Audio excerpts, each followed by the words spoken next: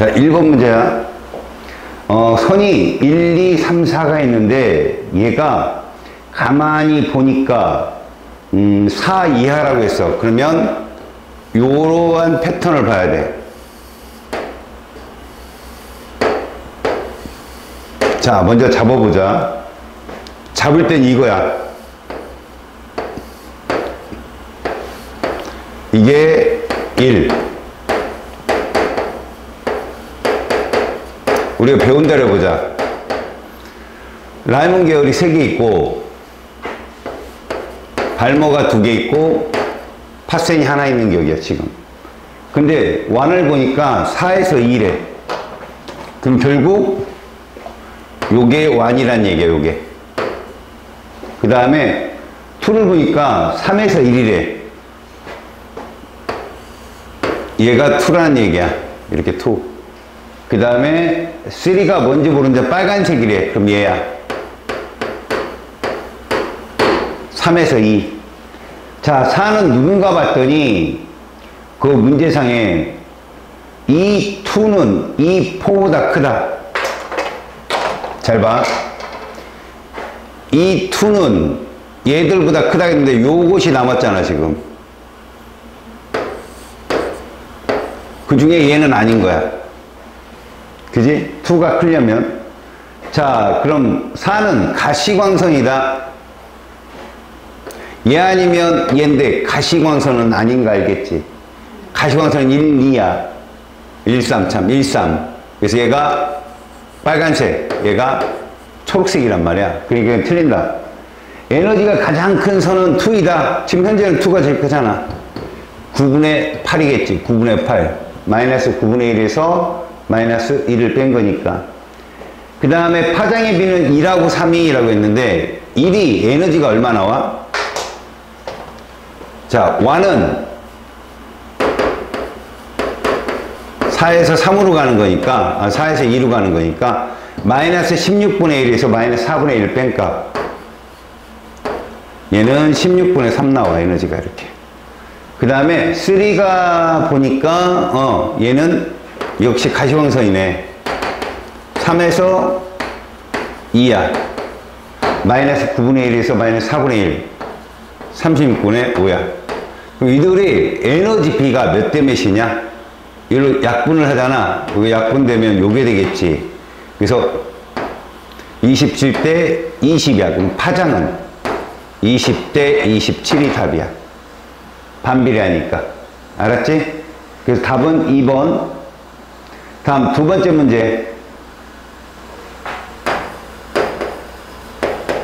자, 수소 원자의 오비탈 가에서 다에 대한 자료이다.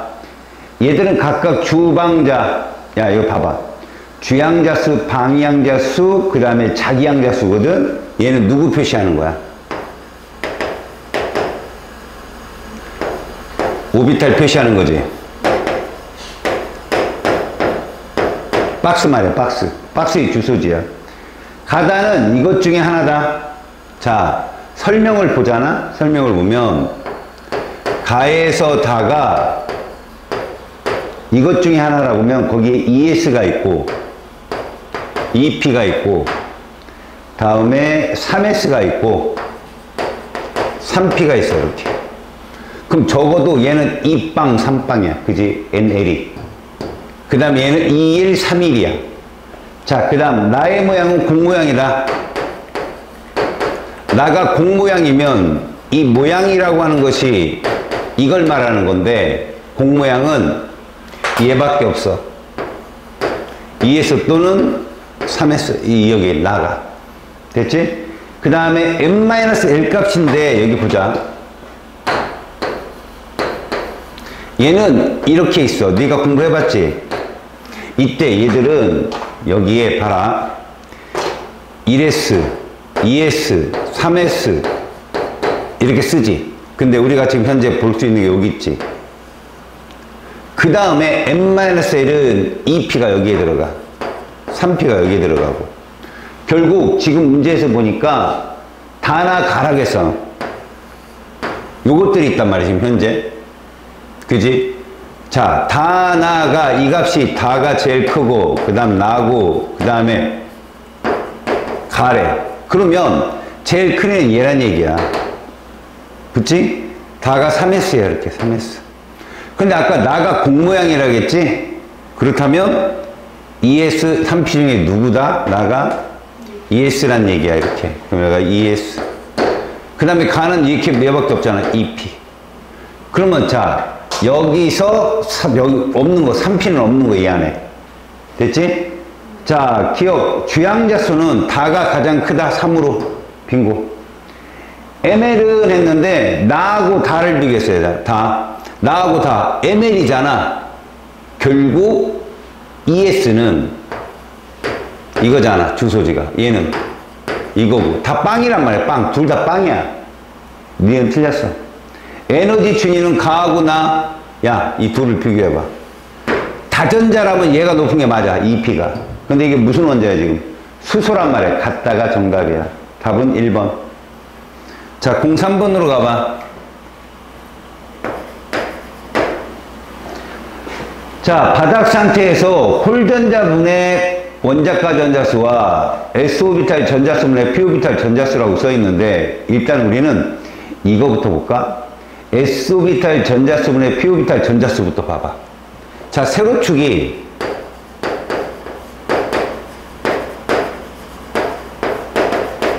이거분의 P오비탈 전자수야.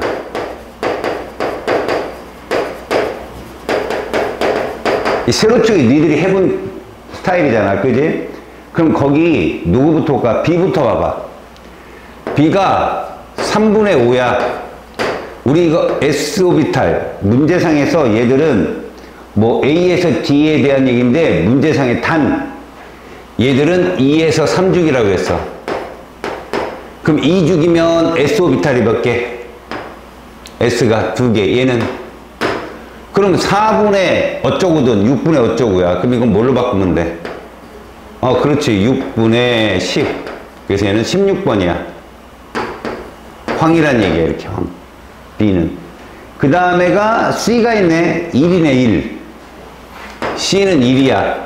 1이면 얘가 2죽이면 몇 분의 몇이고 4분의 얼마? 8분의 산소고. 그 다음 이게 3죽이면 6분의 6이지. 둘 중에 하나라는 얘기야. 그 다음에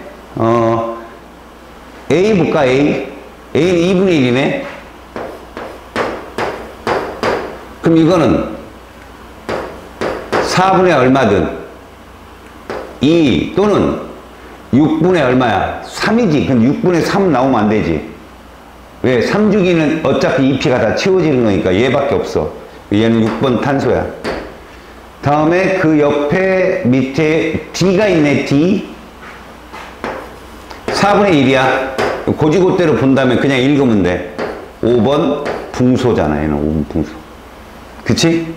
자, 그리고 조건을 가려는 건데 뭐냐? 홀전자분의 원자가 전자야. 홀전자분의 원자가 전자를 써보자는 거지. 그럼 우리는 16번 황은 홀전자가 2거든 원자가가 6이고 그래서 얘는 뭐 나와?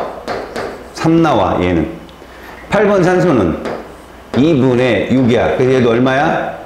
3이야. 자, 얘는 홀전자가 0이야. 원자가 2인데 그래서 얘는 0이야. 그래서 얘는 탈락. 이렇게 6번 탄소 2분의 4 그래서 얼마 나와? 2. 5번 풍소 홀전자가 1이지. 3 그래서 3. 이게 끝이야. 그렇게 따지면 A와 C는 같은 주기원소다. 자, A는 6번 탄소고 C는 8번 산소니까 기억은 맞는 설명. 그 다음 B와 D는 같은 조건소다. B는 16족이잖아. D는 13족이고 맞지? 그러니까 B하고 D는 같은 족이 아니야. 원자가 전자수가 가장 적은 원소, 여기서 원자가 전자가 제일 적은 건 누구겠냐? 요거 3이겠네. D 13족. 됐지? 답은 1번이야. 자, 이제 04번 가봐.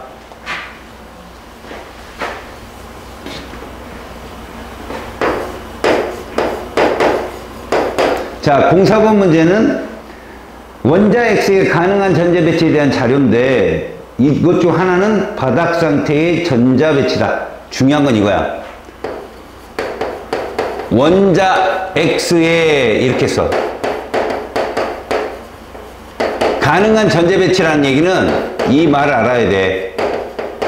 가능하니면 뭐는 성립해야 된다. 파울리는 따른다는 거야. 파울리는. 그러면 가능한 전자 배치 그럼 무슨 걸 말하는 거야? 바닥이나 뭐를 말하자? 들뜬 걸 써라 이런 얘기야. 바닥이나 들뜬 거. 알겠지? 자, 그래서 첫 번째 주양자수 총합이 12로 갔다. 자, 전자의 주양자수 총합 이것이 12라면 이런 말이야. 우리가 보호껍질로 볼까? 보호껍질. 여기 몇 개 들었어? 전자?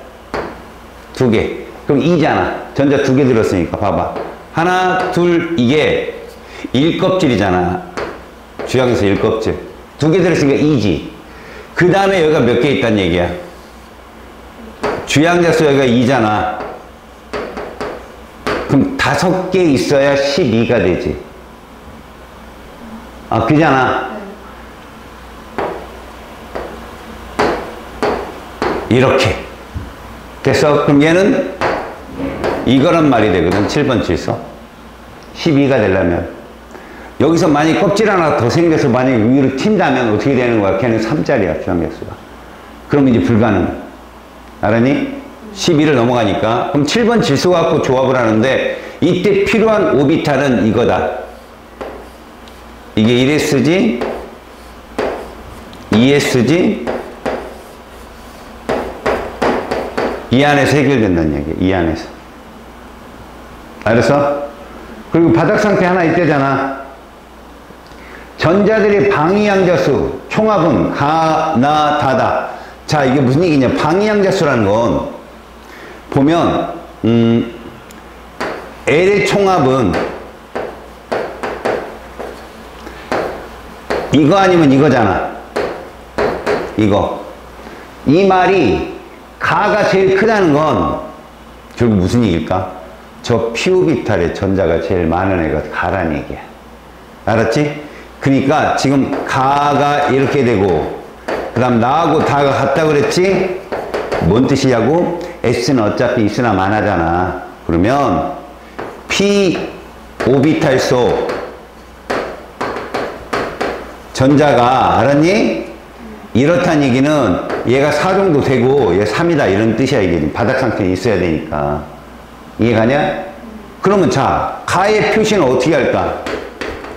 분명히 이렇게 되려면 뭐 여기에 이렇게 있던지 이런 식으로. 그리고 여기 하나 비워지고 뭐 여기에 이런 게 가란 얘기야. 지금 들뜬 상태.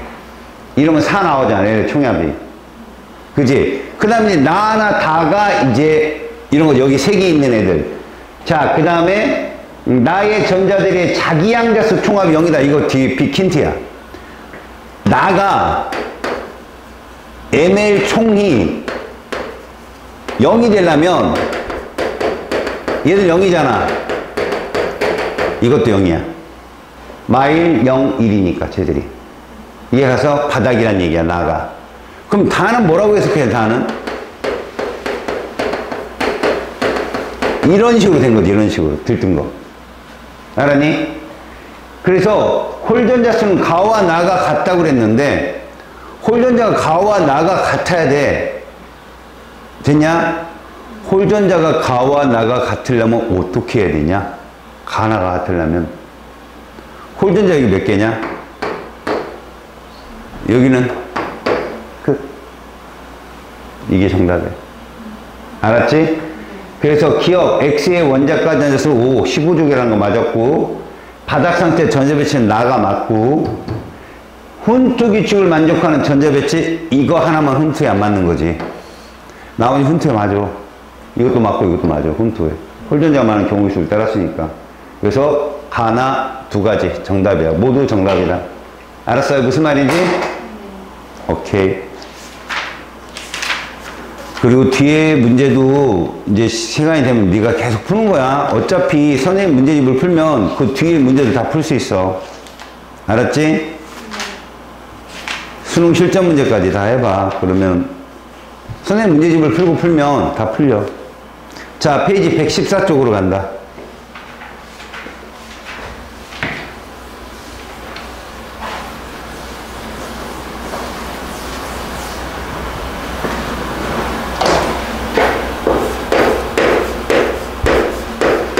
자, 114쪽은 주기율표거든.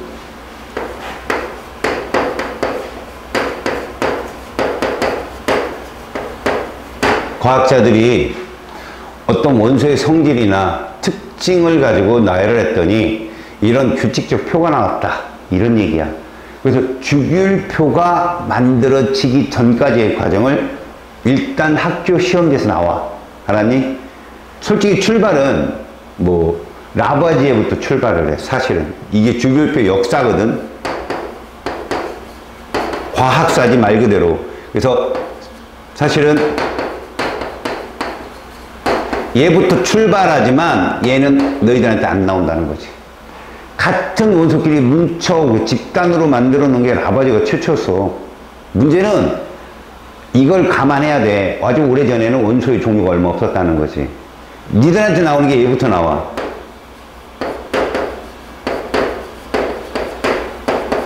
데베라이너는 성질이 비슷한 애들을 3개씩 모았다 이런 썰이 있어. 세상 원소설. 자, 이런 건 어떤 것도 되냐면 솔직히 말하면 지금의 세상은 이렇게 보면 돼. 이런 식으로 같은 족끼리 모았던 거야. 예를 들어서 이런 거라고 보면 돼. 3번 리튬이 있으면 중간에 11번 나트륨이 있고 그 다음에 19번 칼륨이 있는데 이들을 묶어놨단 말이야. 3번 리튬의 원자량을 조사하니까 7이었다. 얘가 뭐 39였다. 요 둘을 더해봐. 46이지? 맞지? 그 2로 나눠봐. 그게 원자량을 따준 게 23이 나오더라. 이런 거야. 일종의 세상 원소설이. 이런 특징을 가지고 모았단 거지. 그러니까 데베라이너는 현재 이게 1족 알칼리 금속이잖아. 이렇게 같은 족 원소들을 모아놓은 거다라고 보면 되는 거지. 그 다음엔 좀 시간이 흐르면 원소들이 많아졌잖아. 그러니까 다양한 더 정확한 규칙성이 나오게 됐는데 그 뉴렌지라는 사람이 있어요. 이 뉴렌지가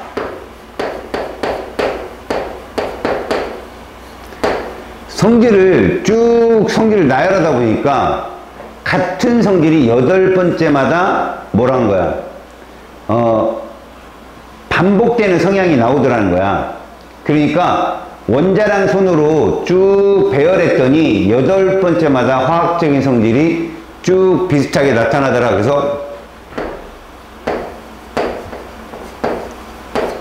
이걸 얘기했지. 8전자설 8번째마다. 그러니까 옥텟 규칙을 처음에 제창을 해, 이 사람이. 그러니까 8번째마다 이런 것들이 나오더라, 뉴렌지가. 알겠어요? 그러니까 8전설, 옥텟 규칙 이런 말을 쓰거든. 그러니까 이 8번째 원자 번호를 쭉 나열해보니까 8번째마다 새로운 성질이 나타나더라. 뉴렌지가 이거야. 그 다음에 멘델레프라는 사람이 나와.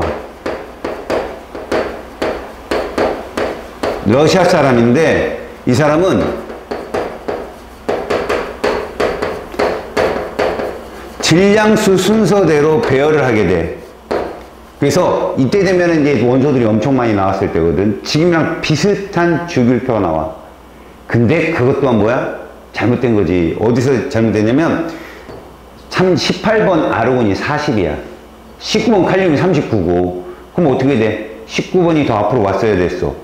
근데 18쪽에 비활성기체의 성질을 띈 건 아르곤이거든. 그리고 니켈하고 코발트. 알았어? 거기서 또 애들이 바뀌어. 뭐 원자량이 큰데도 앞으로 와 있고 원자량이 작은데도 뒤로 가 있고 이런 순서가 돼. 그러니까 이런 것들이 멘델레프의 오류야. 그래서 현재는 모질리라는 사람이 원자 번호 순서대로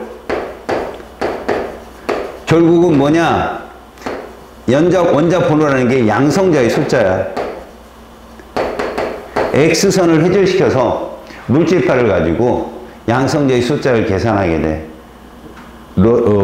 우리가 보통 알파 입자 산란 실험한 사람 누구냐? 그 사람 제자야, 얘가. 저기 스승이 자꾸 뭐 알파선 쏘니까 자기도 X선 쏜 거야. 알겠냐? 비슷해. 요런 순서, 요 정도는 알고 있어야 될 만큼은. 알겠어? 나머지까지 몰라도 화학사가 출제된다. 알겠지? 자, 그러면 현대의 주기율은 모듈리 가지고 했거든.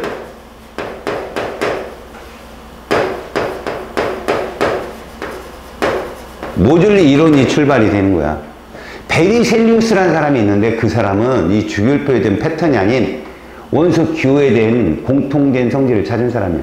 알았지? 참고로. 그러니까 주기율표를 보면 우리는 주기율이라는 거 있잖아. 이 주기율이 비슷한 원소가 몇 번째마다, 8번째마다 등장한다는 걸 알게 되거든. 그지? 그래서 이 되풀이되는 성질, 주기율이라는 거, 화학적 성질이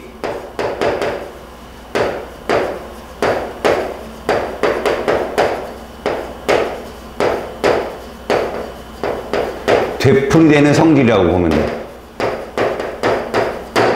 화학적 성질이 되풀이되는 성질이다. 이렇게 보자는 거지. 자, 주기율표 한번 볼까, 이제.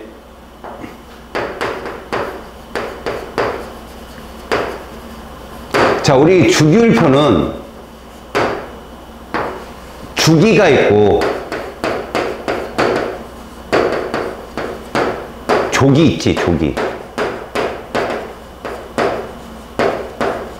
이런 말을 쓰는데 이 가로줄이라는 말 더 이상 오지 말고 주기라는 것은 나중에 봤더니 이거다라는 거지, 이거. 그러니까 최각의 주양자수 값이 같은 애들끼리 쭉 적어놓은 거야. 그러니까 이주기 원소는 껍질이 몇 개 필요하다? 2개. 근데 오비탈로 표현하면 5개까지가 이주기를 표현해서 정확하다. 근데 이걸 가만히 보니 이주기 원소는 무슨 오비탈의 수와 같은 거야? 전자가 채워진 S오비탈 수와 같은 거야, 또. 우리가 주기성에서 본 거야. 그지? 이 주기는 S오비탈이 몇 개 필요해? 2개. 그런데 2개면 전자를 총 몇 개 채울 수 있어? 그런데 3개만 채워진 애가 있어. 누구야, 그게? 3번 리튬이야. 다시, 3주기는 S오비탈이 3개 필요하거든? 근데 거기에 다 안 채워지고 5개가 채워진 애가 있어. 걔가 11번 나트륨이고. 기억나니? 그 다음 4주기 19번 칼륨은 7개가 채워지는 거지. 이렇게 S오비탈의 바닥 상태임에도 불구하고 전자가 홀수가 채워진 애들이 1주기의 특징이야. 물론 수소도 하나 채워지는 거고. 알았어요? 이런 것들이 주기의 성질이다 보면 되는 거고. 그리고 우리는 이것이 모아도 같은 거예요. 주기가 보 원자 모형에서 원의 숫자하고 똑같은 거야. 알았어? 보 원자 모형에서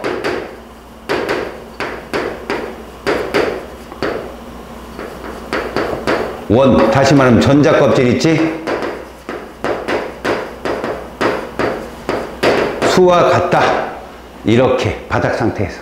물론 이거 다 바닥 상태 얘기야. 자, 족은 우리가 보통 말하기를 뭐라고 정하냐면 최외곽의 전자수라고도 하지만 실제로는 원자가 전자수라는 표현을 써. 그러니까 최각의 전자수를 표현한 거지. 자, 문제는 이거야.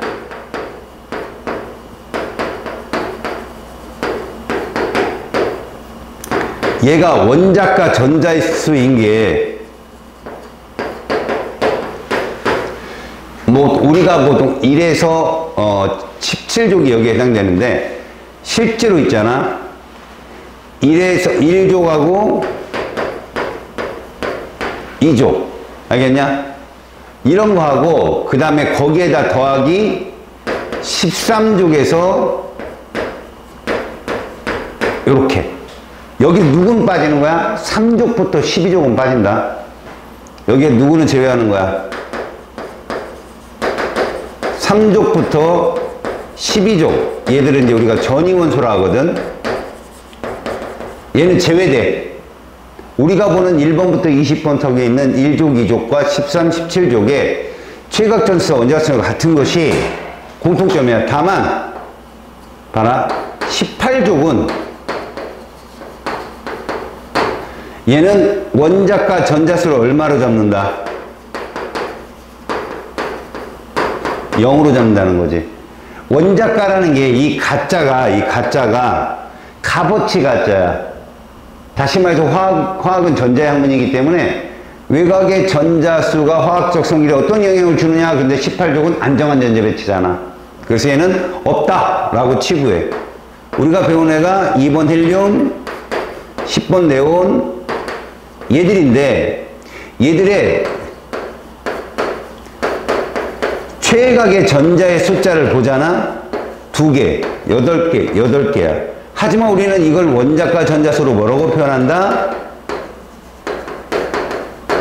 자, 이렇게 표현한다는 거예요. 표현이 됐죠? 그래서 족은 최각 전자수를 가지고 세로주래요. 화학적 성질, 그러니까 원자과 전자수가 동일한, 알았니? 세로된 형태의 집단을 말하는 거지. 그러니까 이런 걸 우리가 보통 동족원소라고 하거든. 자, 봐봐.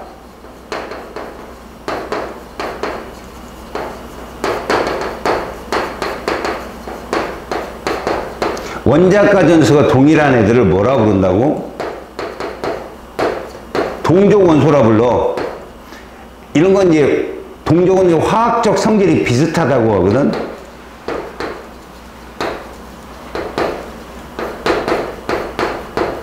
그래서 우리는 보통 1족을 알칼리 금속이라고 하잖아.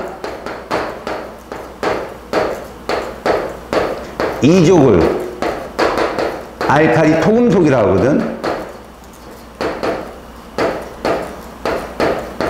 13족은 알루미늄족이라고 부르고, 그럼 17족은 뭐라 불러? 할로젠이라고 그러잖아. 할로젠 원소. 물론 여기에 누구는 제외? 수소는 제외되는 거 시험에 정말 잘 나와. 알았죠? 이게 족에서 나오는 특징이다. 자, 그래서 주기율표 보면 115쪽에 이 주기율표 된 얘기가 나와. 그러면 우리는 이렇게 봐야 돼. 주기를 볼 때 우리에게 보는 건 이런 거.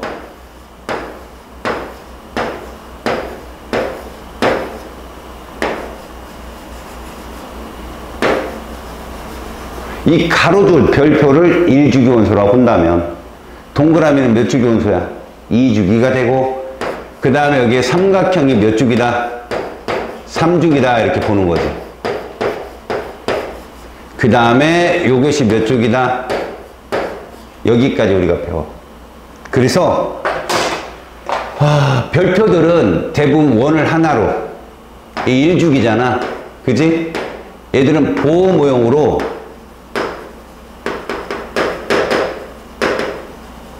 중심에 이걸 놓고 요렇게로. 알았어? 그러면 2주기는 얘가 2주기잖아. 그지? 그렇다면 얘들은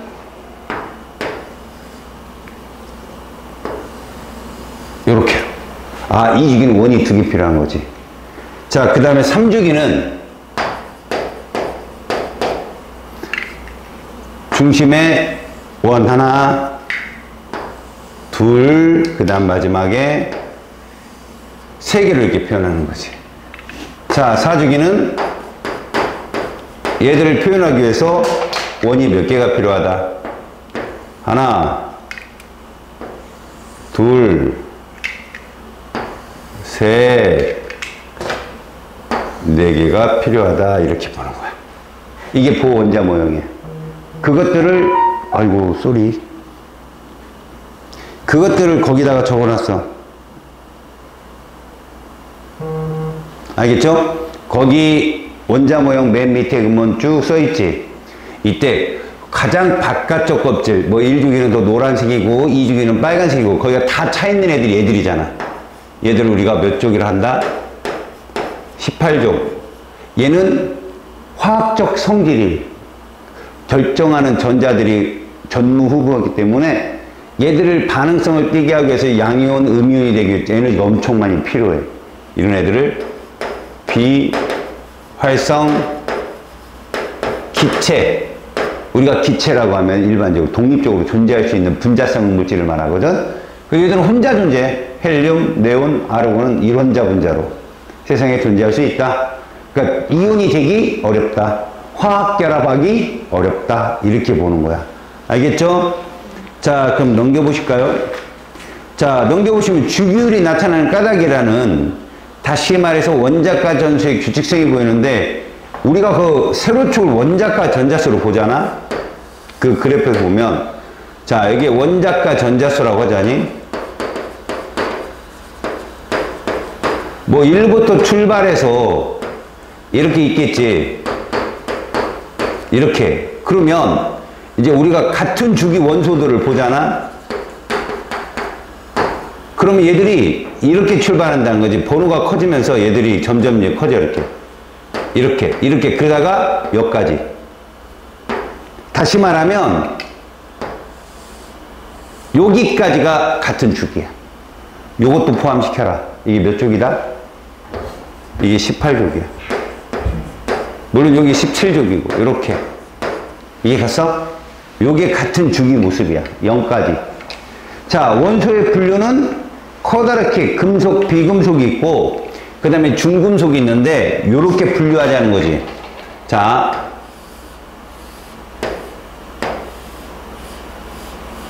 요게 금속이야. 7개. 알았지? 그 다음에,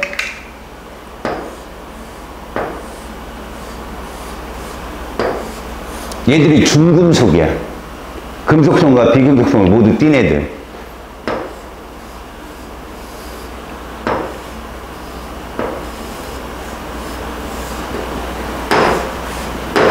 얘들이 비금속인데, 특히 요거 잘 알아놔. 수소는 비금속이다. 알았지? 중금속은 누구누구가 중금속이냐면 얘야. 뭐라고? 병신. 알았지? 붕소, 규소, 병신. 이렇게 두 개가 중금속이다라고 봐도. 알았죠? 대부분 금속들은 이온이 되었을 때, 봐봐라.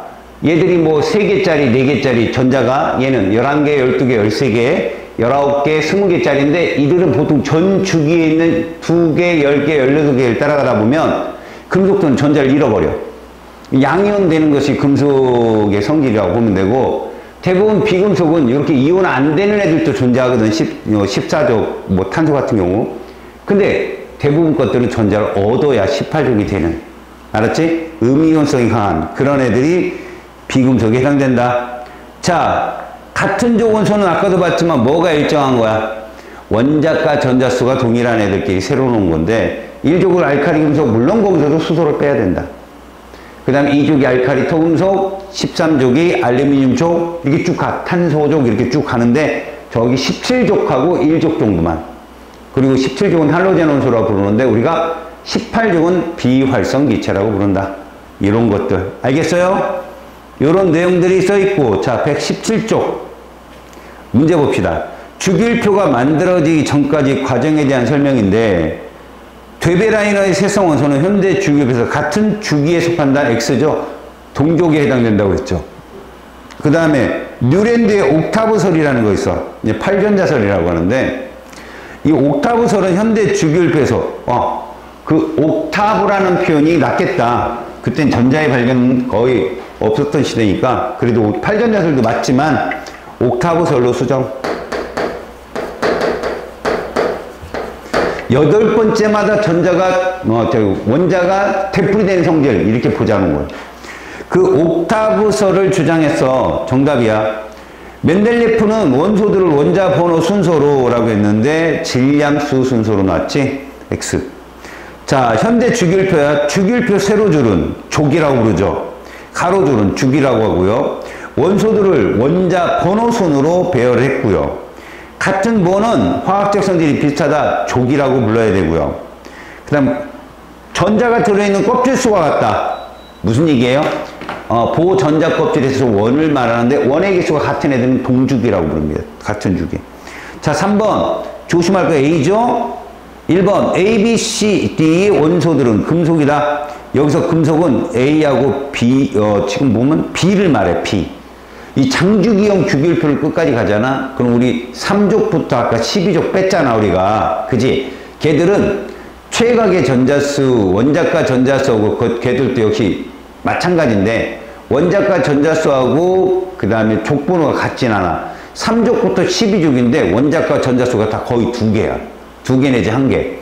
그러니까 걔들까지 다 포함하면 70%가 금속이야. 그래서 B를 금속이라 부르고 AD를 비금속, ADE를 비금속이라는 거야. ADE. 비활성도 포함시켜야 되겠지? 그 다음 C지역 있지? 뷰신이 포함된 C지역. 이게 중금속이다.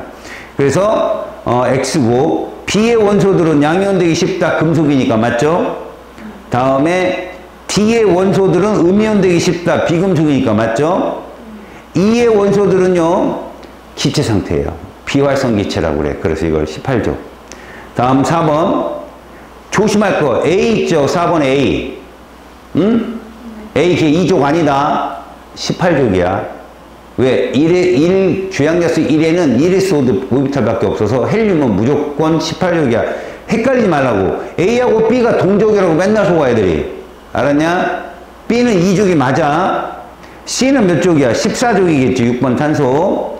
D는 뭐 16족 산소겠고 E는 14족 주소겠지. 그래서 같은 주기에 속한다.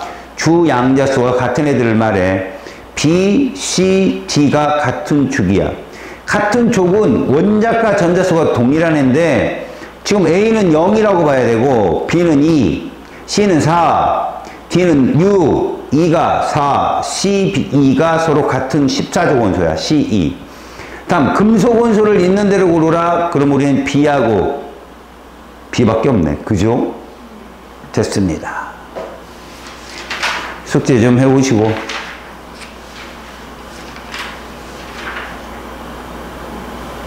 실력업 문제 하나 풀어줄까? 맨날 그 찡찡거리잖아. 실력업의 4번 한번 봐봐요. 4번. 자, 페이지 123쪽에 4번을 보자. 이제 앞 문제랑 앞 단원이랑 뭐 된 거야? 통합된 거야. 자, 그 문제를 보면 2, 3주기 원자 X에서 Z인데 P 오비탈에 들어있는 전자수가 A, A 플러스 1, A 플러스 1한다. 잘 봐라.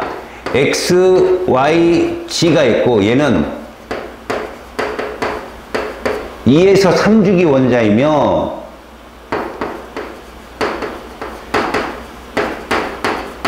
물론 바닥 상태겠지 얘가. 이렇게 되는데 결정적인 게 뭐냐면 홀전자가 같아. 뭐 B로 같아. 홀전자수가. 알았지? 자, 이렇게 된다면 과연 X, Y, Z는 누구냐? 누구에 해당되겠느냐? 이런 말인데 지금 여기에 해당되는 걸 찾으려면 P-오비탈 속 전자수의 홀전자에 따른 것들 찾아야 돼. 예를 들어서 A가 1일 경우에는 좀 부끄러워지지만 P-오비탈에 들어있는 전자수가 하나, 둘 하면 이 홀전자가 달라져 버리거든. 하나는 아니란 얘기지. 일종의. 그 2도 아니야. 왜 2, 3 하면서 이게 달라져 버리니까. 그지? 그렇다면 어떤 거야? 예를 들어 보자. 홀 전자수가 동일한 것들이 이렇게 3개가 존재하려면 같은 주기 이런 것들 같이 이렇게 전자수 하나 차이로 이렇게 존재하려면 실질적으로 어떤 게 딱 맞아떨어질까? 어떤 게 딱 맞아떨어질까?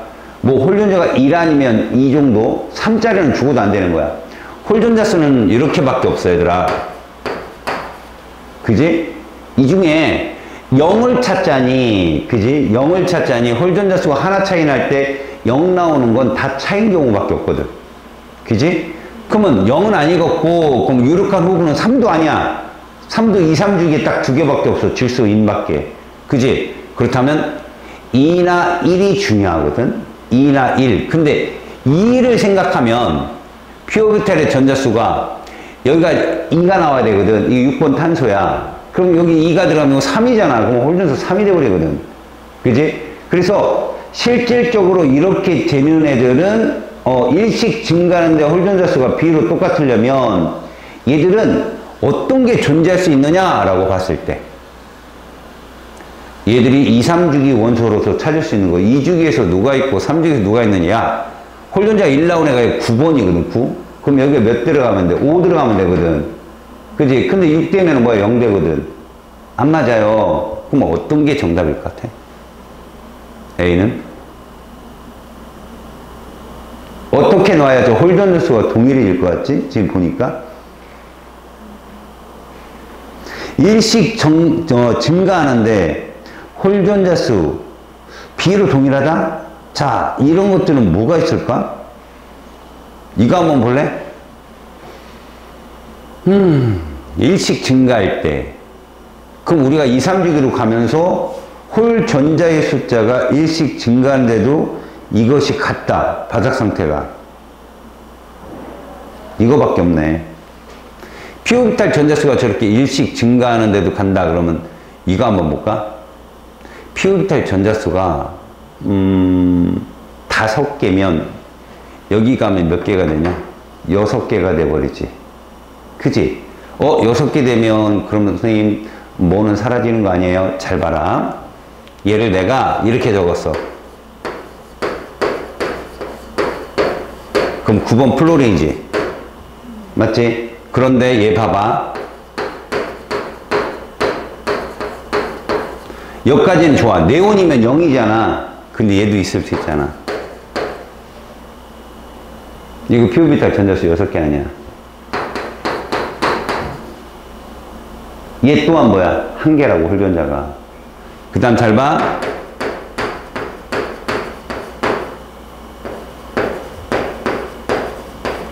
이래 보면 얘는 피오비탈 전자가 몇 개가 되는 거야?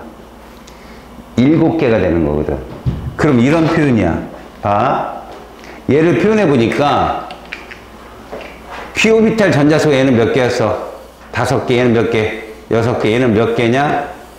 그래서 결국은 뭐냐면 9번 플로린, 11번 나트륨, 그 다음에 13번 알루미늄.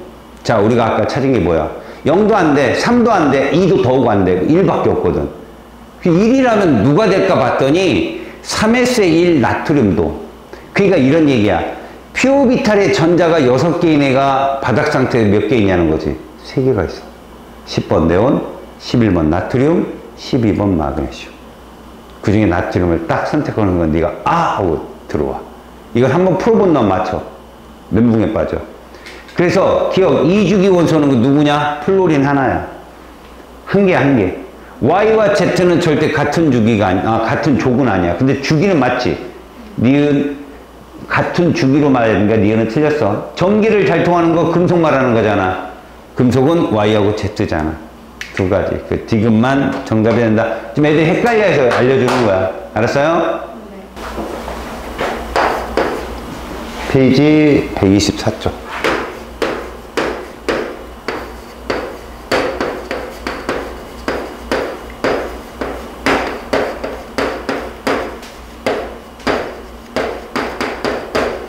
이 단원에서 우리 주기적 성질을 2개만 딱 배워. 그 첫 번째가 뭐냐면 입자 반지름이야. 사실은 입자라고 하면 뭐를 다룰 거냐면 원자하고 이온을 다룰 건데 이게 기본이야.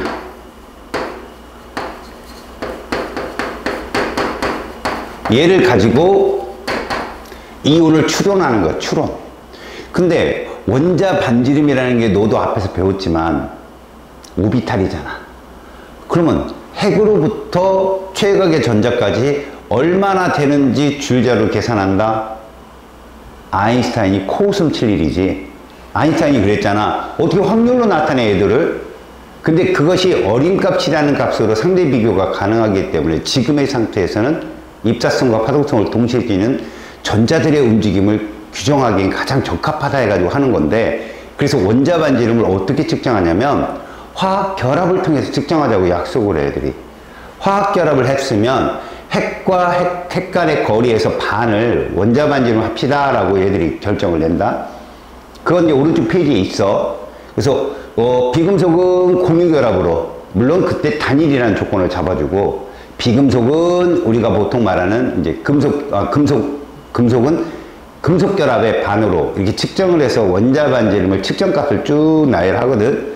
그들을 파악하는 게 입자반지름을 측정하는 거 주기성이야. 이것이 하나 나와. 두 번째는 에너지 출입을 따르는 건데, 이 에너지만 배워. 물론 이온화 에너지라는 게 이온이 되는 건데, 어떤 이온 되는 거냐? 구체적으로 양이온 되는 거야. 전자를 잃어버리는 그때 출입하는 에너지를 계산을 해보는 거지. 근데 전자의 입장에서는 전자가 핵으로부터 도망가려면 에너지 흡수해야 돼, 방출해야 돼. 그래, 잡아. 잘 들어봐. 내가 너희들을 학생으로 비유하잖아. 집에 있는 애. 네가 가출하려면 돈 놓고 나가니, 들고 나가니?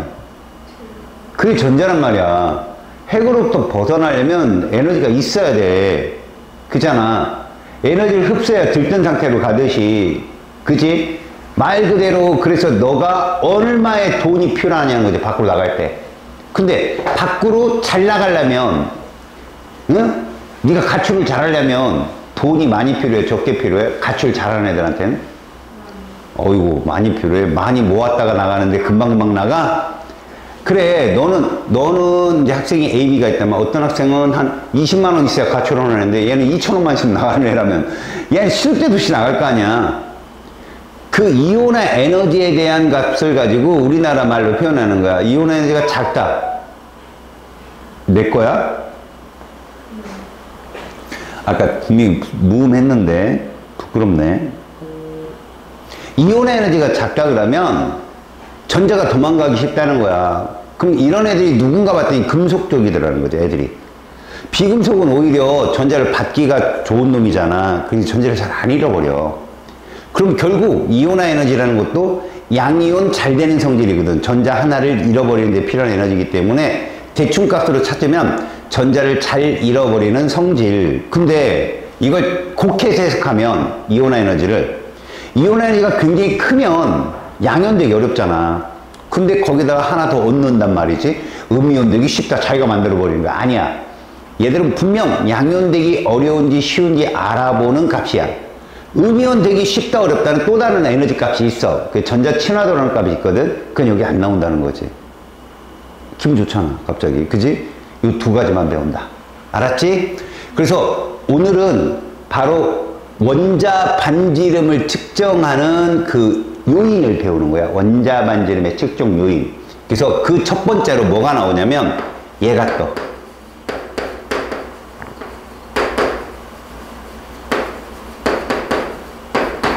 우리가 저 유효자를 빼봐봐.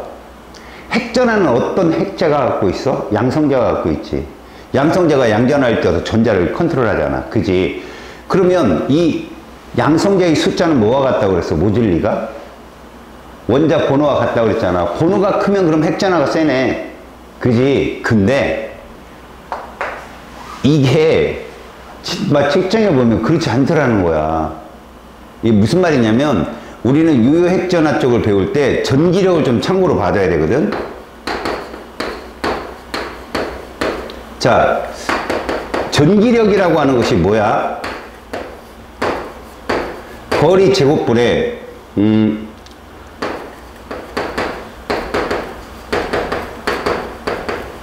전하는 곱으로 나타내거든. 그럼 이건 무슨 말이냐면 이 전하는 곱이라는 게 핵전하와 전자 한 개 전하야. 얘는 마이너스 1쿨롱일 거고 얘는 원자 번호에 따라 그 값이 커지겠지. 그지? 그럼 거리는 뭐냐? 거리는 거의 유명무실한 값이야. 저건 전기력이나 중력에서 거리는 거의 영향을 못 준다, 안 준다라고 생각을 하거든. 이거는 이제 물리학을 하는 애들이 넌 물리학 안 하지. 그지? 그냥 거기서 그래. 거리 제곱은 거기서 이렇게 치고만 해. 이거 이온결합에서 되게 중요한 거야. 전하는 곱이 같다면 그때선 거리를 봐. 일단 우선은 전하는 곱이니까 유효 핵전화 그러면 우리가 1번은 플러스 1이야. 그지? 2번은 플러스 2야. 그래서 2번 헬륨이 1번보다 2배 커야 돼. 근데 그렇지 않더라는 거야. 왜 그럴까? 분명히 이런 거지. 유효값이라는 것은 오차가 있다는 얘기야. 유효라는 건. 그러니까 우리가 만약에 어떤 미사일 총 무기를 딱 쏘는데 유효 사거리 이런 말 쓰는 건 얘는 원래 2km를 날아갈 수 있어. 근데 관역을 정확히 맞추는 거리가 1.2km 정도 되더라 이거지. 그럼 유효 사거리는 1.2km인 거야.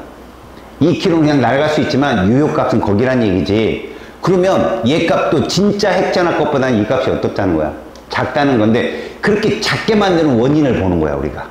그렇게 작게 만드는. 근데 생각해봐. 핵전화가 작아졌어. 그럼 전자구름은 더 멀리 퍼질 수 있어.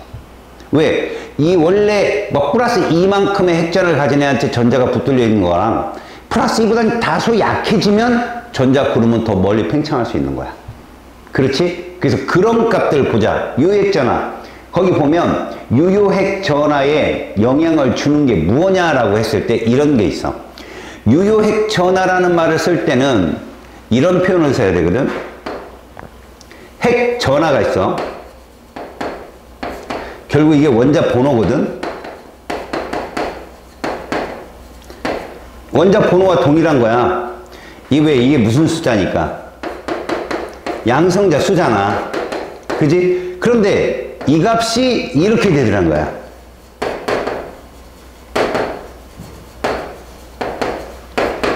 그럼 유효핵전화를 결정짓는 요인이 뭔가 같다고. 우리가 이걸 보는 거야.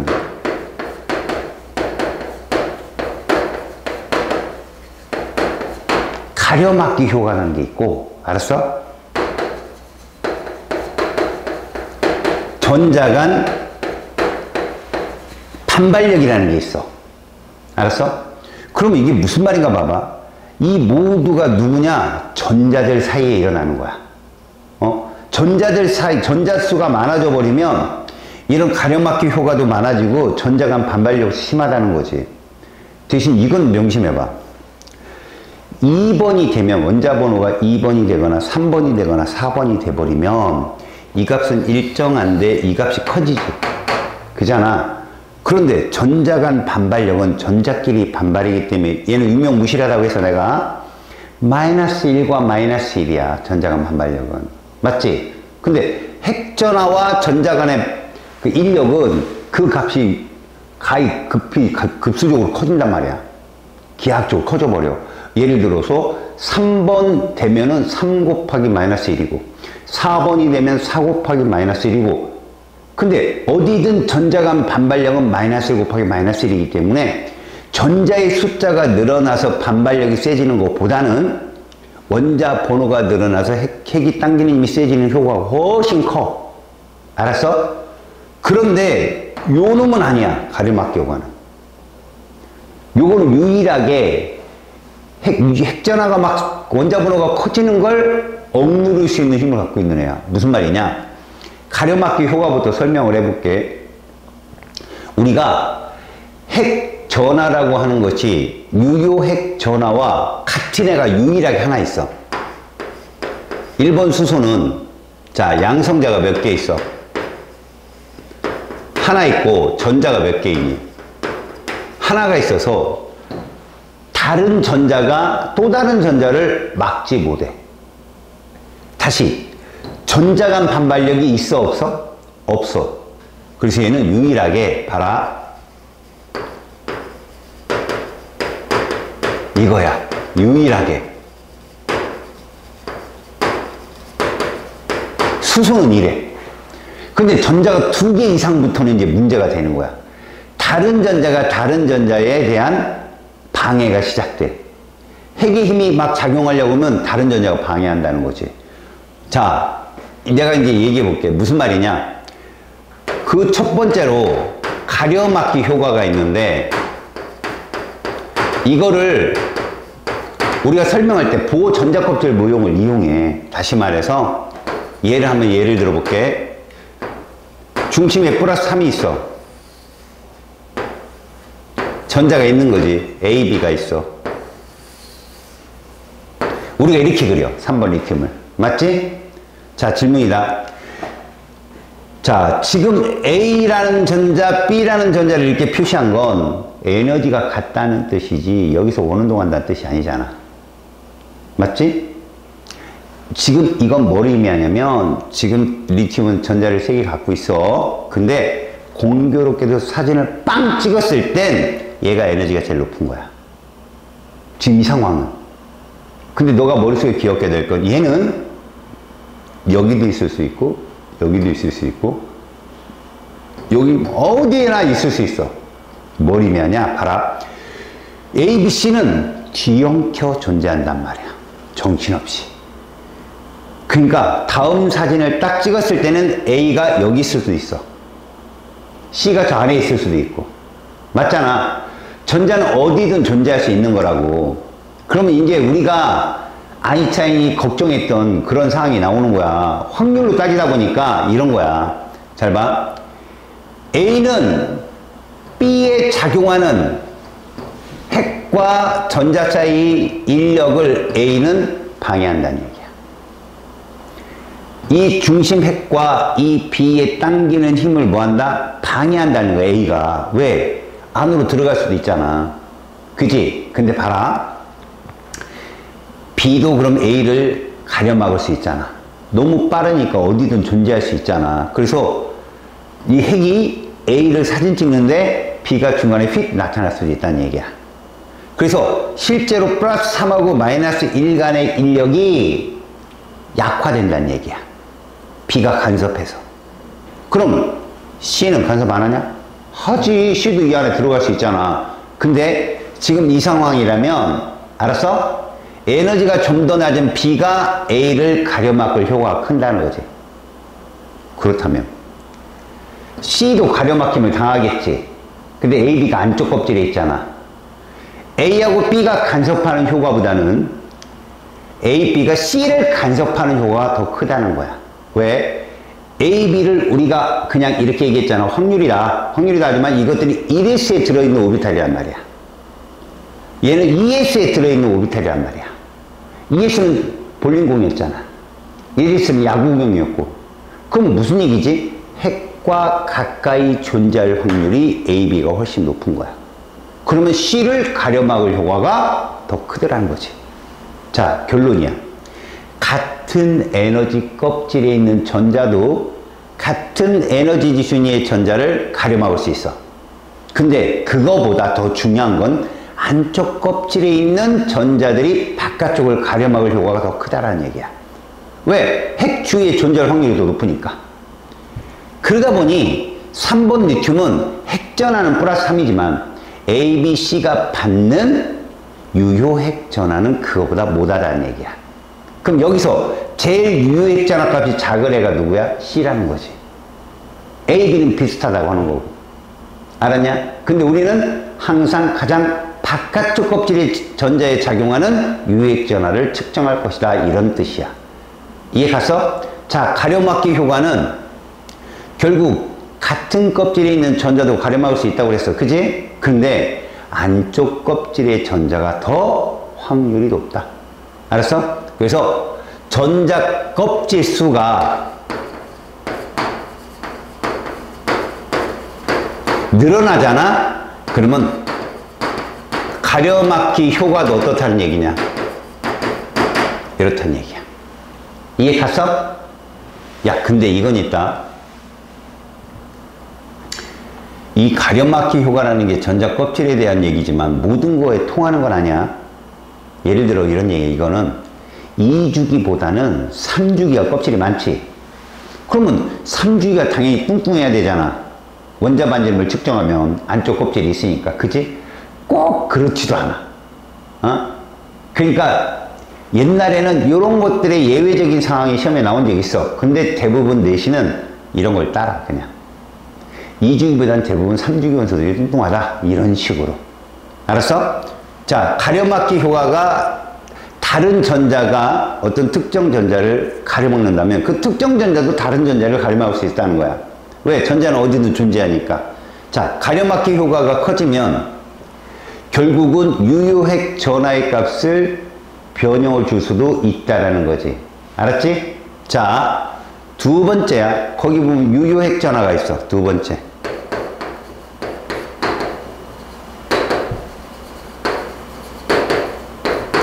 자, 유효핵 전하라는 건 그냥 핵 전하보다는 항상 작은 값이야.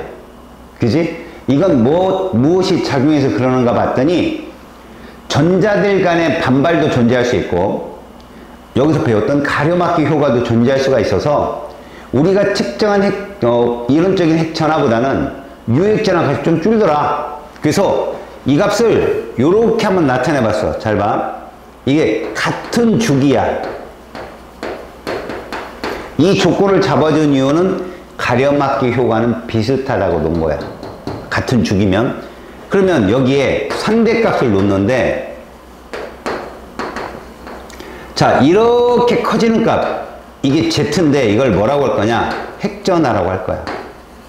당연히 원자 번호가 커지면 양성자의 숫자가 많아지니까 핵전하 커지는 거 맞잖아.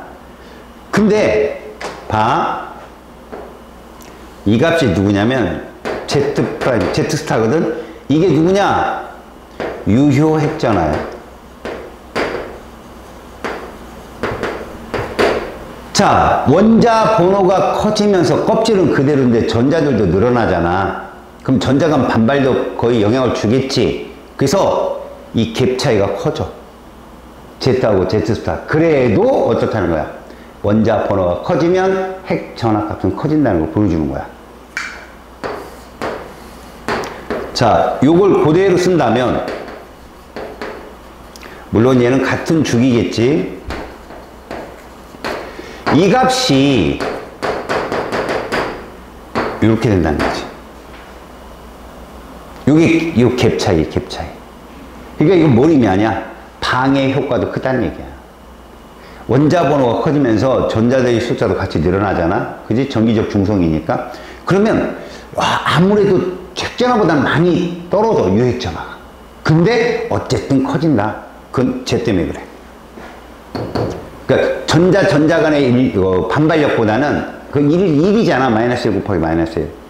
핵과 전자 간의 인력이 더 세서 이런 효과가 나온다. 이런 뜻이야. 알았어요? 자, 그럼 유효핵 전하의 주기성이라는 게 밑에 보이거든?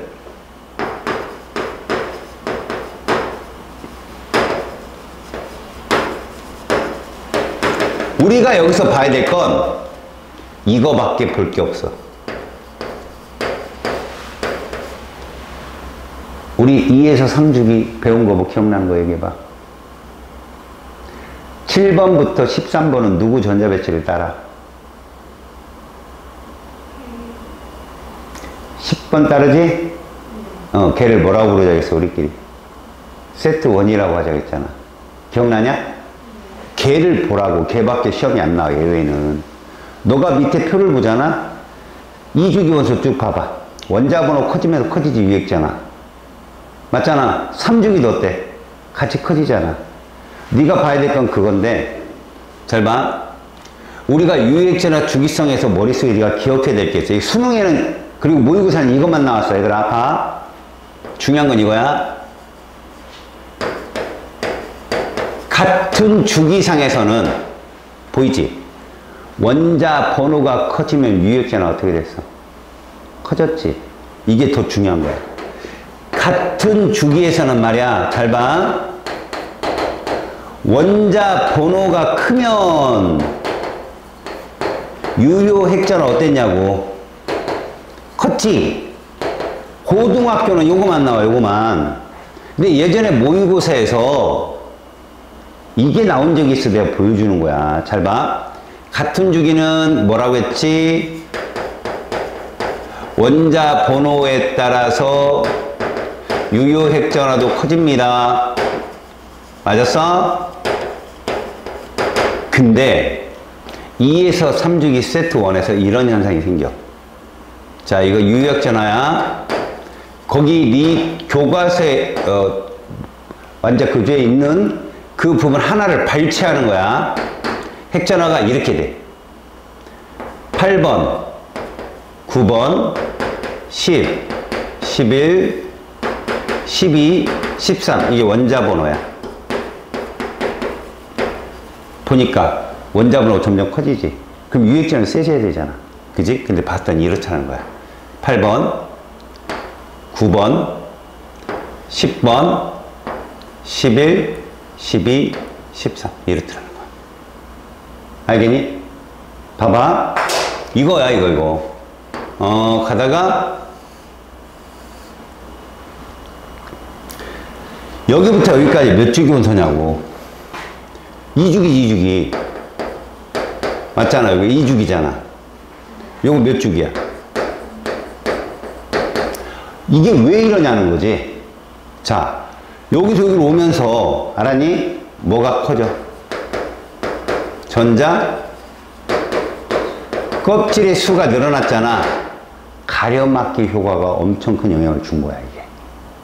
그래서 10번보다 11번이 유액전화, 그러니까 원자 번호가 크긴 맞지.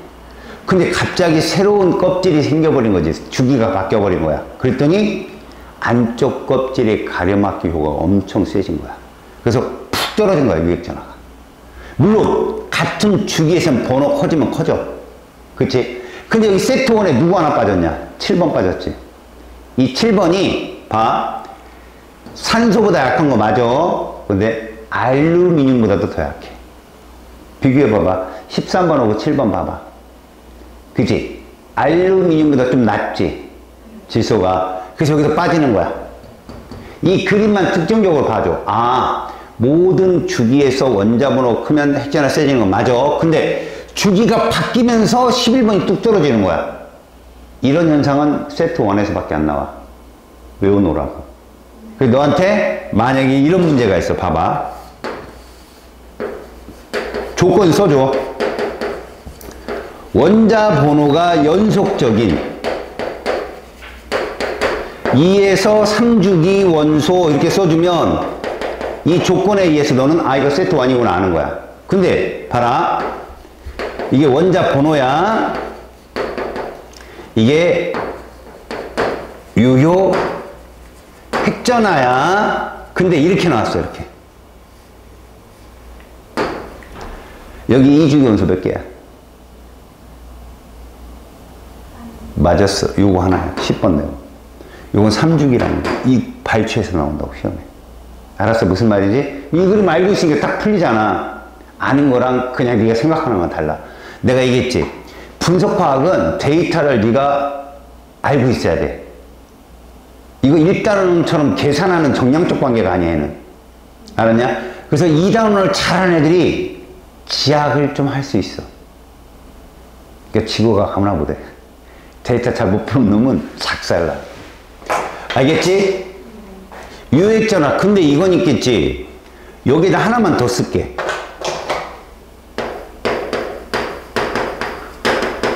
요것도 같은 말이야. 신기해. 다시 말해서 네가 그 표를 보면 3번 리튬하고 11번 나트륨 한번 비교해봐. 맨 왼쪽이야. 누가 더 커? 유액전화? 11번이 더 커. 맞지? 같은 족에서는 그래. 번호 크면 원자 번호 크면 핵전화 커져. 같은 주기도 마찬가지고. 그런데 주기와 족이 바뀌는 요 순간만큼 요런 현상이 나타나는 거야. 딱 여기만. 알았지? 그렇게 공부해두면. 그러니까 저기까지 공부할 정도면 어떤 문제가 나와도 다 맞히고 기본은 이거야. 기본. 이 꼭 기본. 꼭 외워야 돼. 알았지? 이거 뭐라고? 기본 중에 기본이야. 이거 외우고 있어요. 그럼 거의 다 맞아. 근데 하나 더 알아둔다면 저기까지 알아두면 좋다. 알겠지? 자, 이렇게 해서 원자 반지름에 대한 얘기는 됐어. 이제부터 이 반지름의 특징에 대해서 배울 거야. 자, 보자. 이제부터 원자 반지름과 이온 반지름을 측정을 해볼 거야.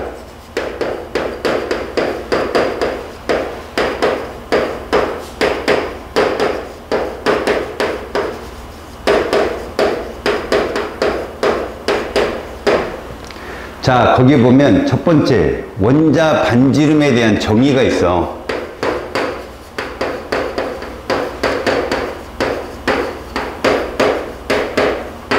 이 원자 반지름은 이렇게 정의를 하자고 했어, 과학자들이.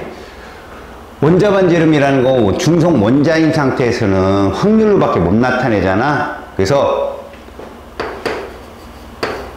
화학 결합 시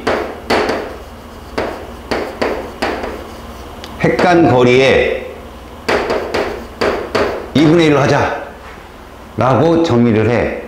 그래서 이것 때문에 18족은 제외돼. 왜 얘는 뭐가 안 되니까? 화학결합이 안 되잖아. 그래서 18족은 원자 반지름에서 제외돼. 안 나온다고 아예. 그러면 먼저 비금속 원소는 어떻게 측정하느냐? 조건이 이거야. 얘들은 공유결합하잖아. 같은 원소여야 돼. 그리고 단일이어야 돼.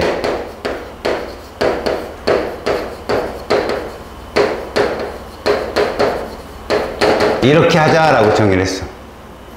같은 원소 간 단일 공유결합끼리의 2분의 1.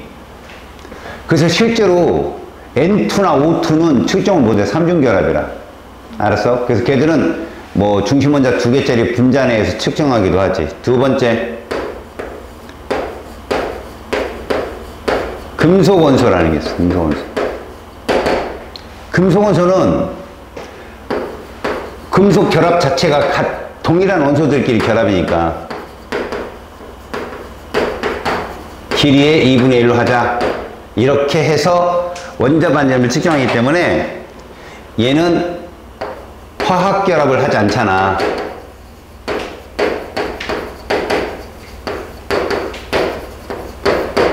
그래서 쟤는 제외한다. 18족 원소는. 자, 그리고 측정한다. 그래서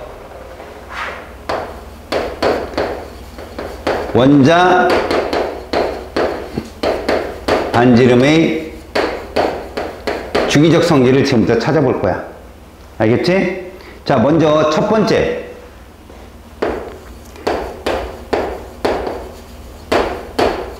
같은 주기일 때의 성질이야.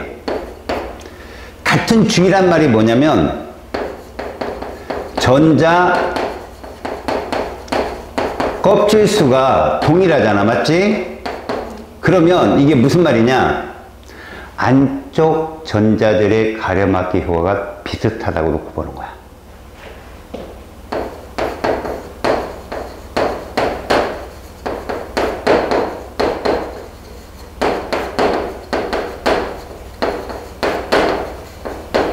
이것을 비슷하다고 논다면 이때 반지름을 결정짓는 게 뭔가 봤더니 얘들 하는 거야.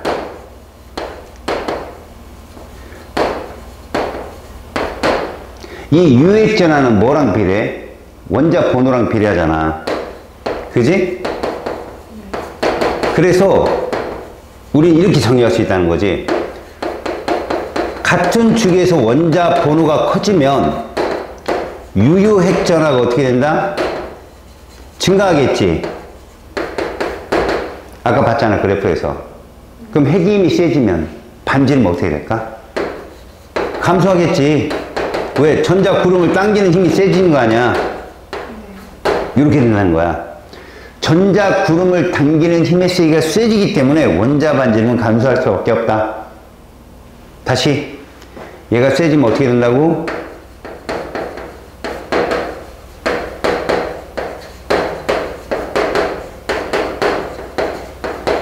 세지기 때문에 원자 반지름이 적재 측정이 된다고. 이해갔지? 그래서 봐. 3번 리튬이 있고 4번 베릴륨이 있고 5번 붕수가 있다면 반지름이 이렇다고. 왜? 이쪽으로 가서 뭐가 세지니까? 유효 핵 전하가 증가하니까 감소한다, 반지름. 이런 경우도 있겠지. 선생님, 그럼 5번 붕소로 가면 전자의 숫자도 늘어나서 전자 간 반발력 세지잖아요. 아까 얘기했지. 전자 하나와 핵 간의 힘이 전자들 간의 반발력보다 훨씬 세다고. 알겠어? 전자 간 반발력이 약해진다는 게 아니야. 분명히 세지긴 하는데 그것보다 핵 전하가 더 센 힘이 더 커서 저런 특징을 갖는다. 자, 두 번째. 같은 족을 보자. 자, 같은 족은 원자 번호가 커지면 전자 껍질수가 어떻게 되니? 증가하지. 그잖아. 이러면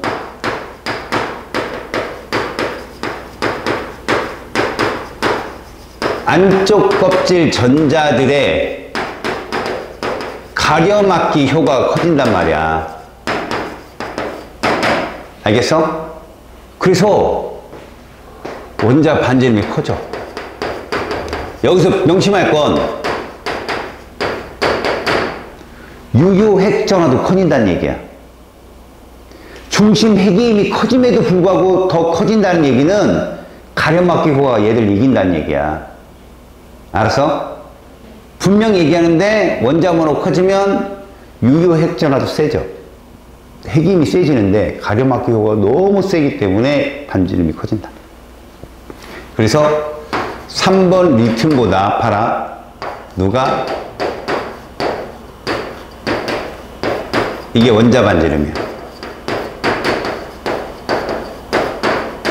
분명히 얘기하지. 이쪽으로 가서 유효핵전화 어떻게 된다고? 커져. 근데 가려막기 효과가 더 커서. 알았어? 반지름이 커지는 거야. 다시.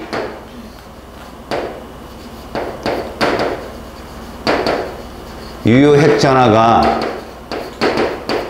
증가하지만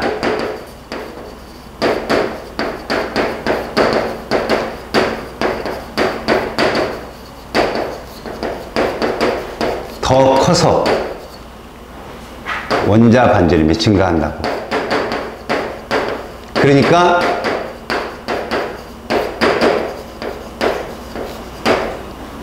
전자 껍질수 증가에 따른 가려막기 효과는 유효핵 전화보다 더 큰 영향을 주는 거야. 자, 이제 세 번째. 이온화를 보여. 이온화. 그 첫 번째가 무슨냐? 양이온화가 있어요. 양이온화. 자, 전자를 잃게 되어 껍질이 사라지지. 일반적인 원자들 중에 대부분 이게 금속 원소가 이렇거든. 안정한 전자 배치가 되기 위해서 이래 되잖아. 에너지를 받고 이온이 되면, 그지? 전자가 대부분 뭐니? 이렇게 빠져나가잖아. 그래서 뭐를 손실해? 전자 껍질의 수가 감소하게 돼, 이렇게. 전자 껍질의 효과가 제일 크다는 얘기를 말해주는 거야. 자, 볼게. 몇 주기 원소야? 3주기 몇 주기라고 보여야 돼? 이렇게 보자는 거지. 안에 전자가 꽉 찼고, 여기에 이제 안쪽 껍질이 2개 있겠고, 여기 8개 전자가 있고, 얘가 11개야, 지금. 11번 나트륨이. 근데 얘가 전자를 잃게 되면, 하나 이렇게 잃게 되면, 얘가 된다는 거지. 10번 네온. 그리고 이렇게 쓴다는 거야. 그럼 얘를 우리는 이렇게 부른다는 거지. 이해 갔어? 이러면 원자 반지름보다 이온 반지름이 어떻게 돼? 작게 되는 거야. 다시 말해서 원자 반지름의 이온 반지름, 그럼 1보다 작은 값이 나오는 거지. 알았냐? 이렇게 이온이 되면 줄어든다. 자, 그러면 음이온화는 어떻게 되나 봐봐. 음이온화. 지금도 여러분 이거 전자 껍질수 때문에 줄어든 거야, 이거. 그지? 음이온화는 원자에 전자가 들어오는 거잖아. 그래서 이온이 되는 거거든. 이렇게 되면 전자 껍질수 일정해. 원자 번호도 일정해. 뭐만 늘어나냐? 전자의 수가 증가한단 말이야. 다시 말해서 전자간 반발력에 영향을 주는 유일한 현상이야, 이게 지금. 자, 하나, 둘. 여기 2개, 8개, 그 다음 외곽의 전자가, 그러면 3주기 몇 쪽인가, 이거? 그래서 누구야? 17번 염소거든. 얘가 전자가 들어오게 되면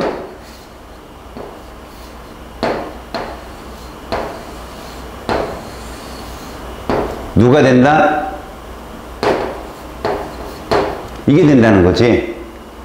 그럼 얘 같은 경우는 전자수가 증가해서 반발력이 세져서 전자 껍질수도 영향을 못 주고 원자 번호도 영향을 못 줘. 전자수가 증가함으로 반발력이 세져서 원자 반지름보다는 누가? 이온 반지름이 커지는 이런 것들이 비금속의 성질이다. 이거 비금속. 알겠어요? 자, 양이온은 누가 된다? 금속. 근데 비금속 원소들은 대부분 이온 반지름이 커지더라. 자, 여기까지 봤다면 마지막 하나가 남았어. 마지막 한 발 남았다. 그게 누구냐? 바로 선생님이 계속 얘기하는 세트 1, 세트 2야. 그게 바로 등전자 이론이다. 시험 문제 잘 나오지. 먼저 선생님이 얘기했던 세트 1. 세트 1이 뭐였니? 10번 네온의 전자 배치를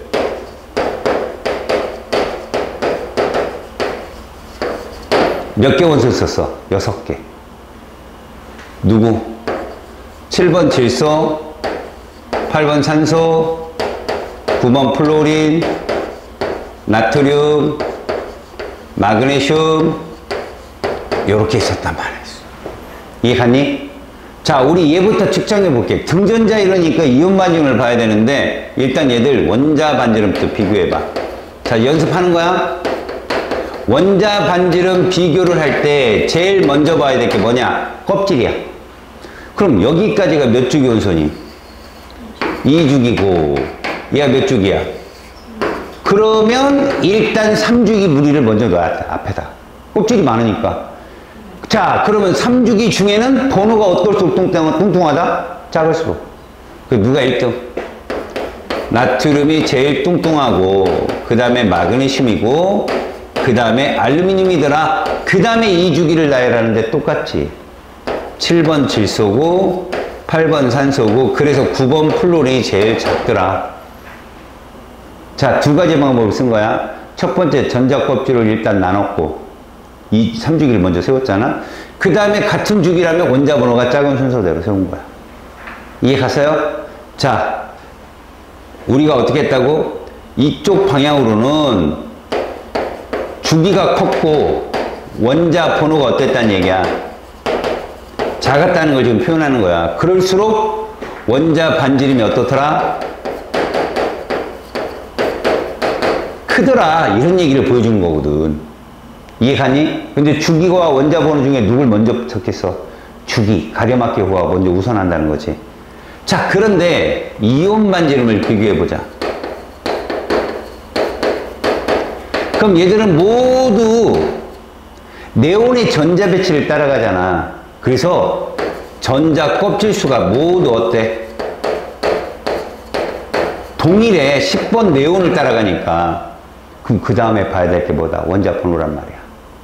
그러면 원자 번호가 제일 작은 질소 상가마에서 제일 뚱뚱하다는 거지. 껍질이 2개 중에. 그 다음 누구? 8번 산소. 그 다음에가 9번 플로린, 11번 나트륨, 12번 마그네슘, 13번 알루미늄이 되더라. 이런 말이야. 이렇게 되면 원자 반지름에 이온 반지름 하면 양이온들은 다 1보다 작은 수가 나와. 얘들은 1보다 큰 수가 나오고. 이해가냐? 근데 가끔은 이런 경우가 있어요. 이제 이건 가끔이야. 요 4개만 딱 놓고 봐봐. 이 4개 중에 잘 봐라.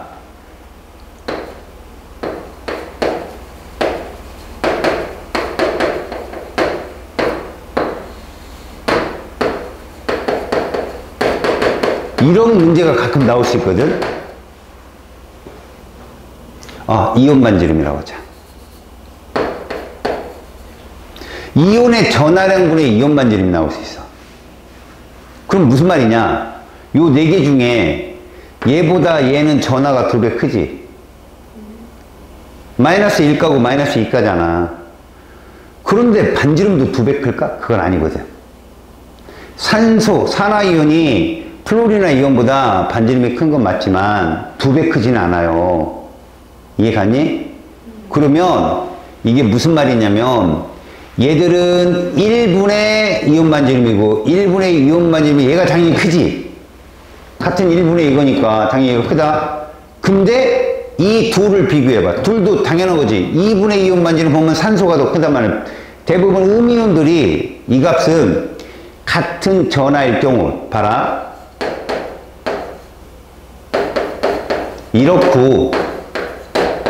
이렇단 말이지. 이해 갔니? 그럼 이 두 쌍을 비교하면 얘보다 얘가 큰 거 맞지? 근데 얘가 들어온다는 거야. 이렇게 이가들이 저 값은 작다고. 왜? 아무리 이온 반지름이 크다 한들 2배 이상 크진 않거든. 그래서 요런 순서대로 여기 잡힌다는 거 알아도 일가들이 대부분 크다. 자, 그러면 이것만 있는 게 아니잖아. 누구도 존재하냐? 세트 2도 있잖아. 자, 세트 2도 보자. 18번 아르곤의 전자 배치를 따르죠.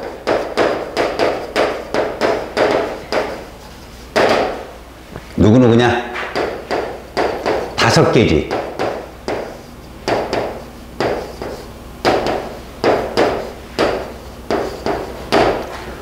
먼저 얘들의 원자 반지름을 비교해봐. 그럼 여기는 세트 2라는 것 자체가 보통 3에서 4주기 원소잖아. 얘가 2에서 3주기라면 얘는 3에서 4주기야. 그럼 4주기가 몇 개냐? 2개. 3주기는. 그래서 일단 제일 뚱뚱한 애는 누구다? 4주기야. 그 중에 번호가 작은 애. 그래서 얘가 윈. 그 다음에 얘. 그 다음에 3주기에서 15번 인, 16번 황. 역시 이렇더라는 거지. 그래서 이쪽으로 갈수록 어때? 주기가 크고 원자 번호가 작고 그래서 반지름이 크다. 그러면 이온 반지름은 어떻게 될까? 일단 이온 반지름은 누굴 따라가는 거야? 18번 아르곤을 따라가잖아. 고로 번호가 제일 적은 인이 무엇이다? 뚱뚱할 수밖에 없다. 그 다음에 누구다? 황. 그 다음엔 염소. 그 다음엔 칼륨. 그 다음엔 이렇게 되겠다. 이해 갔어? 그리고 저 이온의 전하량분의 뭐 절대값이 저게 이온 반지름 그러면 일가들이 크다는 거야. 일가들이 이가보다는. 알겠냐? 자, 이렇게 해서 다 찾아봤어. 그럼 우리 이제 이 문제를 풀 때 뭔가 뭐 로직이 좀 있어야 될 거 아니겠어? 그래서 요거는 어디에다가 포스트잇에다 적어가지고 왼쪽 참고란에 꼭 옮겨 붙여놓는다. 이제 잘 봐요.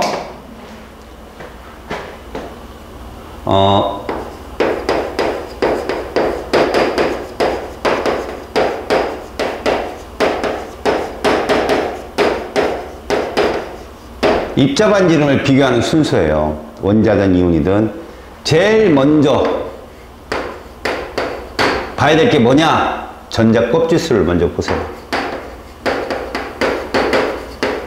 전자 껍질수가 커지면 원자 반지름이 어떻다? 이렇게 보라는 거지. 가려막기 효과가 커지니까. 그 얘가 뭐 있어? 같은 조, 번호 커지면 껍질수 많아지니까 반지름 커지지? 그 다음 아까 껍질이 사라지는 경우 있잖아. 뭐야 그게? 양이온하는 껍질이 사라져서 반지름이 줄었잖아. 두 번째 이제 그럼 껍질이 그대로라면 이제는 원자 번호를 봐라. 원자 번호가 커지면 유효 핵전화가 어떻다? 커지지? 기잖아. 이건 지금 두 번째는 껍질이 동일할 때를 말하는 거다니? 이러면 원자 반지름이 어떻게 돼? 감소하겠지. 이게 어떤 얘냐? 같은 주기, 껍질이 동일하잖아. 그 다음에 지금 방금 전에 배웠던 무슨 이론? 등전자 이론. 10번이나 18번 전자배치가 같을 때. 자, 세 번째는 잘 안 나오지만 껍질도 동일하고 번호도 동일하다. 껍질도 동일하고 원자 번호도 동일할 때를 말하는데 그게 바로 뭐냐? 그 다음에는 얘가 영향을 준단 말이야. 전자수가 많아지게 되면 전자 간 반발력이 커지게 되겠지. 그치? 물론 여기서도 다 그런 현상이 일어나는데 얘한테 묻힌 거지.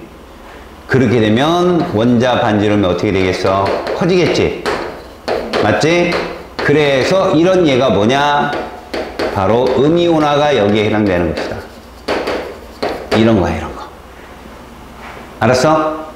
그래서 우리가 세트 1으로 다시 한번 설명을 한다면 이런 특징이 있다고 보면 돼. 얘를 원자 번호라고 가로축을 놓고 여기다가 7번, 8번, 9번, 10번은 없어. 이렇게 놓는다면 이제 이게 상대 크기 상대값이겠죠. 상대값. 자, 이렇게 되는 거지.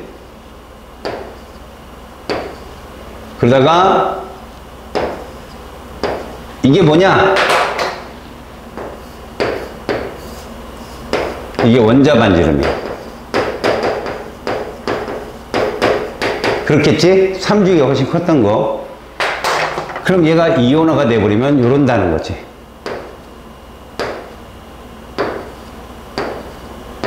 이렇게.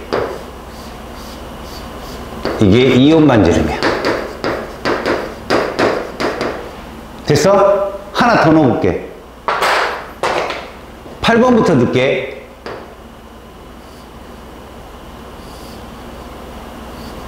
이거 뭐겠냐? 유효액전화야. 원래 여기 10번이 하나 더 있는 거거든? 근데 뭐야? 10번은 반지름을 측정할 때 제외시켜버리잖아요. 화학결합 안 하니까. 그 차이. 요거. 알았어? 요거 하나는 적어. 포스트잇에. 알았죠? 여기, 뒤에, 페이지 127쪽까지만 살짝 풀어오면 되고요. 다음 시간에 이온 에너지 할게요. 알겠습니까?